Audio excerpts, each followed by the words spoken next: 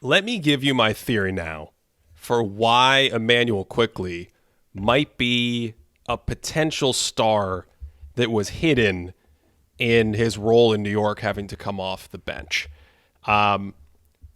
First of all, have you seen Tyrese Maxey play? Yes, I have. A couple times. Yeah. Okay. So there's a ton of similarities in their games, right? Not just the fact that they like to wear the same number and the same hair and went to Kentucky, but they are both super quick. Quickley, his namesake, is incredibly quick off the bounce. He is a tremendous shooter from the outside, Cody. And the thing that jumps out to me right away with him is how he's able to get into his shot off the ball in different angles and different ways. So whether that's like a handoff game or movement and like really creative cuts to get into space, and then the release on some of these shots where he catches and turns and squares and quickly fires. So he can play handoff, he can play and come off a screen, transition, cut back, pick up a handoff, and fire from like 27 feet. He just has that going.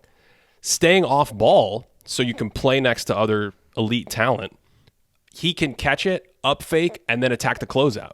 And he has that floater game, which we've also seen from Maxey. And Maxey's is probably a little bit more expanded than Quickley's. He can like touch it off the glass and things like that. But Quickley's great with that floater. He's very quick with the up fake and getting to the basket. And that's all off ball stuff. And then on ball, he can kind of pull up from three in pick and roll situations and use that shot and that speed as well to kind of like fake you out in the pick and roll and get downhill and attack the basket when there's space. So I think just right away, there's kind of like a blueprint for a player offensively who, if he can handle the volume, and I think he can, could be a similar archetype guard to what we're already seeing in Philadelphia. Like you said, it's the quickness. It's his first step that allows him to get into the paint. The finishing ability, Ben, I'm a little less impressed with it. I think like he maybe takes off a little too soon sometimes to try and finish a shot. He maybe should take that gap dribble. You've talked about it quite a bit with Kevin Durant, but there's a lot of times where I'm like, it's one more dribble, just take one more dribble and that pass is going to open up, or take one more dribble and this shot will just be a little bit easier. Like get a little bit more gnashing in your offense instead of like trying to take this like wrong-footed lefty, like 10-foot layup sort of thing. But beyond that, like the speed that he's able to get the paint in is fantastic. And then off ball, what really helps is not just the shooting, but he's so decisive when he's off ball. So decisive. Like he catches and he can get that shot up really quickly. But what I actually like a lot better with him is when he catches and he just immediately like darts into the paint. Like the guy is just like left in the dust because they're trying to close out to him. And like Tyrese Maxey swinging it to the opposite side, boom, all of a sudden he's getting into the paint. So I do love the decisive action off ball. And then on ball, like you said, using his burst of speed to be able to get downhill. If we're directly comparing to Maxey, I don't quite think the passing is there. I don't think the finishing is quite there. The handle is quite there. But I see what you're saying with the archetype of the kind of style that he brings to his offensive game. Yeah, I completely agree with that. The passing is not quite there. Sometimes he'll miss a pass, or the idea is there, but the accuracy can be a little bit off.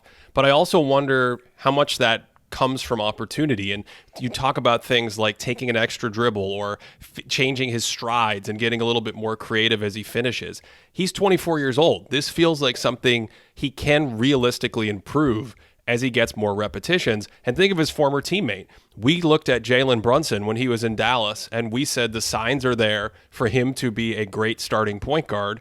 And he went to New York and had that opportunity, and he's expanded his game.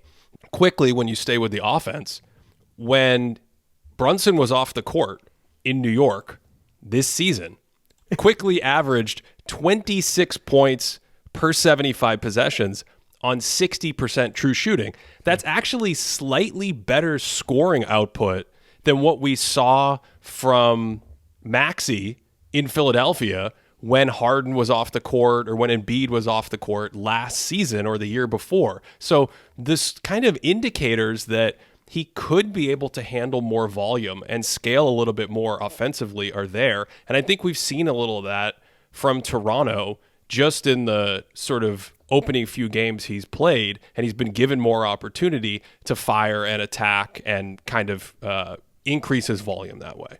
Another thing I like about Quickley, Ben, I hate to be like super nerdy and reductive about it, but you look at the dude's like yearly on-off ratings, his on-off net ratings.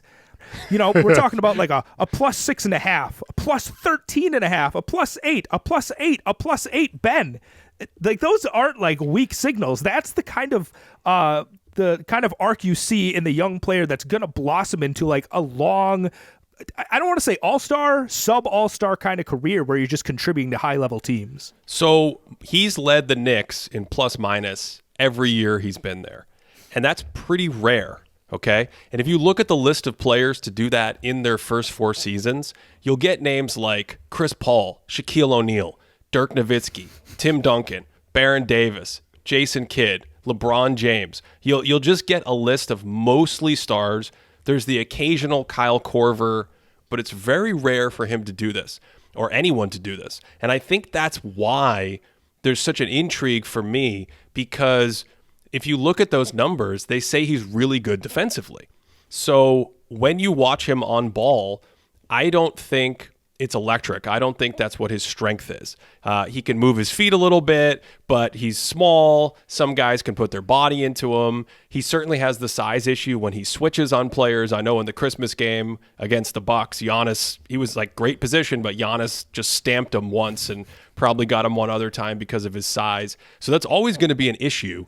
But he has great instincts for where to position himself off ball.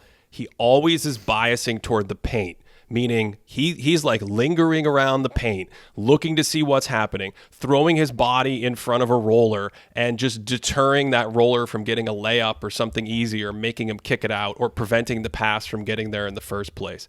He communicates a ton on defense. The Knicks often had him sort of on the back line, talking a ton in different coverages out there and things like this. And then the last thing, which I know you love, is the motor. He's just flying around and bouncing around out there. And that, from a team perspective, is a really interesting set of skills to have that makes you say, okay, if he's on a good team, he can continue to just be a positive impact, quote unquote, winning player, because his overall team defense is something that fits with a bunch of different types of schemes, and he's really aware, and he can contribute positively in that way.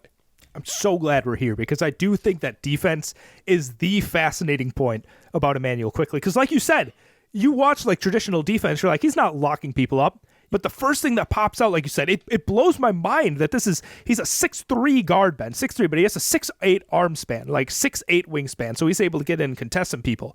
He constantly loves getting in front of the rim and getting his arms up. And even though he's not necessarily like a defensive playmaker in the sense that he's like, you know, he's sprinting in the paint and he's getting a steal, he's sprinting in the paint and like blocking a shot at the rim, but he can legitimately rim protect a little bit just by the sake of like being there, being willing to throw his body out there and use his length in a way. This is what you want on defense. Like, you want a guy that's putting in multiple efforts. I'm thinking of one play. I can't even think of exactly who they were playing, but he contested on the perimeter 2 different 3-point shots from 2 different players in like a 5-second span. Like, he gives it his absolute all. And when you think about like what you want from a defensive team, a defensive player, like, he has that. Like, that energy you bring is just it's infectious. Is that the word I'm trying to say? It's infectious. He's just fantastic to watch. I enjoy watching him on defense actually more than I do on offense. Thanks for listening. You can find the full episode of this Thinking Basketball podcast on Apple Podcasts, Stitcher, Spotify, or wherever you enjoy podcasts.